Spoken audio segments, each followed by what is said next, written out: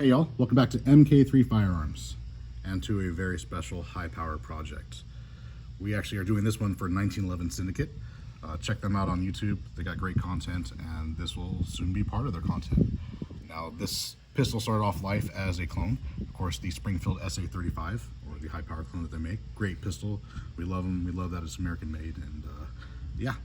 This pistol is meant to be kind of like a battlefield pickup-esque / assassins, during World War II main carry piece. It kind of has all the modern accoutrements and it's like beat up like it's a battlefield pickup. And we'll go through all the different little details that make this thing what it is.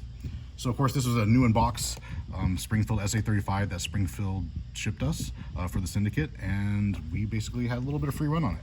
They had some input to what they kind of wanted their vision to be, as far as definitely having the threaded barrel, the rail, and the acro cut, and they kind of let us go from there. And they definitely wanted to be beat the hell out of, and it definitely looks like it's been run through some rubble and maybe been fragged. I don't even know. It's just beat to hell, but in a good way. So it's got some fancy stuff going on. You can definitely see this in any sort of new modern warfare video game or some throwback to the past. Starting off at the front, we have a Rex Selenium suppressor. This is just one of our house cans. We put that on there because it kind of plays well with the colors of the gun. He's going to be having some really cool, I think it's actually a Microtech can from back in the day, if I'm not mistaken. But of course we have the BH Spring Solutions threaded barrel. These have the correct 1 in 10 twist rate like they used to have, but it's a one piece, not a two piece barrel, so that's pretty cool. We adjusted the factory sight from the SA-35 just to make it look a little more period correct, even though it's not really something to be used with the acro. Left all the factory controls. We did flatten the trigger. We sculpted it, made it flat, and all the controls are niter blued. As you can see, they have that beautiful reflective bluey purple type deal going on.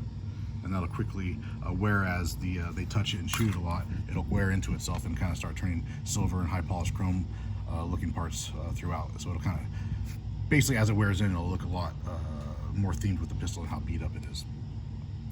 We have an extended magazine. I believe these are 23 rounders, and these really cool base pads. So the gentleman that's making these now, you can actually get them. He does brass, smooth brass. He does the checkered brass, aluminum, and smooth aluminum. He's making these out of 360 brass. The aluminum is 6061, and you can find them on tinnitusdesigns.com. TINNITUS designs.com. They're really cool. The brass is very weighted, so it just flies out the pistol when you drop it, which is really cool. And then of course aluminum ones, he can anodize these black, you said, so pretty cool. tinnitusdesigns.com. They are awesome. What else? As far as, well, if I can get the magazine back in there.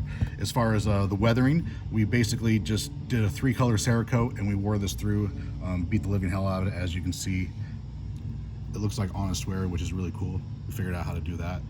We did some stippling on the front strap, the old tiger tooth stippling as they call it, I believe, from back in the day, done with a chisel. So it just kind of looks the part, like they need a little extra grip, and then eventually went into the goon tape after that. On the back strap, we have it towards the bottom of the grip. Of course, you never go up into the web of the hand with something super aggressive like this is, but it definitely looks good. Like I said, we kept all the factory controls, niter blued them. What else? Modifications. Single stage trigger job, as we're known for. That's the trigger's wall. There's your brake. Got off the magazine. You'll hear an audible reset. Click, reset, brake, reset, and brake. Love the single stage trigger job. I know they're gonna geek out over that when they get it. Of course, we had to put our markings on there, MK3. It's not our lasered logo. It wouldn't fit the style of the build, so we kind of did it with our punch stamps. And it definitely looks appropriate, I think. Our rail, of course, that we do a mini rail, and we also do a full rail. The mini rail is more for your TLR 7s, I believe they are.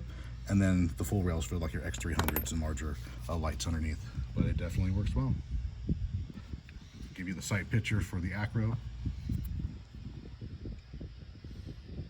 Pretty cool. And yeah, that's pretty much about it.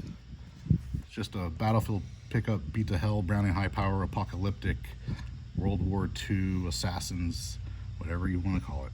It is what it is. Pretty cool. Pop that guy back in there. The goon tape really fits the bill as well. Just ragged like that, it's just awesome. The grip wear, Matt did a crazy job on that. And those are actually the original S-35 grips. It's funny, this is a brand new pistol out of the box, and we just basically went through and just, it's fun to just kind of have fun with them, you know? And it looks absolutely awesome. We think anyways. I'm sure you guys will let us know in the comments what you think. You always do. Anyways, y'all, any questions, comments, concerns, leave them. As you know, we will answer accordingly. Until next time.